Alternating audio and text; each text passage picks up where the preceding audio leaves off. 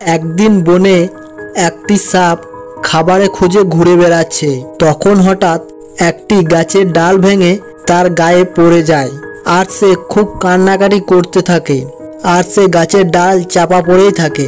এদিকে একটি টুনি পাখি খাবারে খোঁজে যাচ্ছে।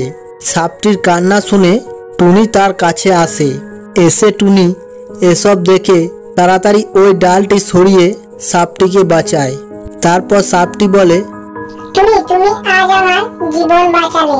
তোমার এই উপকার আমি কোনোদিনও ভুলবো না। তুমি যদি কোনো বিপদে পড়ো তাহলে আমাকে বলবে, আমি তোমার জন্য আমার জীবনটাও দিয়ে দেব। তারপর তাদের মধ্যে খুব ভালো বন্ধুত্ব হয়ে যায়। এদিকে টুনির বাসাতে দুটি ডিম ছিল। একটি শিয়াল এসে টুনির ডিম দুটি খেয়ে চলে যায়। টুনি বাসায় ফিরে এসে দেখে তার বাসায় ডিম দুটি নেই। তখন সে কান্নাকাটি করতে করতে সাপটির কাছে যায়। গিয়ে সাপটিকে সব বলে। সব শুনে সাপটি বুদ্ধি আঁটলো ওই ডিম চোরটাকে ধরার জন্য। কয়েকদিন পর টুনির বাসায় একটি ডিম রেখে সাপটি তার বাসার ভেতরে বসে থাকে।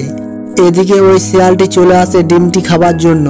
এদিকে ওদিকে দেখে কাউকে দেখতে না পেয়ে সে ডিমটা খেতে যায় আর ওই সাপটি বেরিয়ে তাকে কামড়ে দেয় আর শিয়ালটি সেখানেই মারা যায়। তখন টুনি চলে আসে, এসে বলে, আমার ডিম চুরি করে খাওয়া না, দেখ এবার কেমন মজা।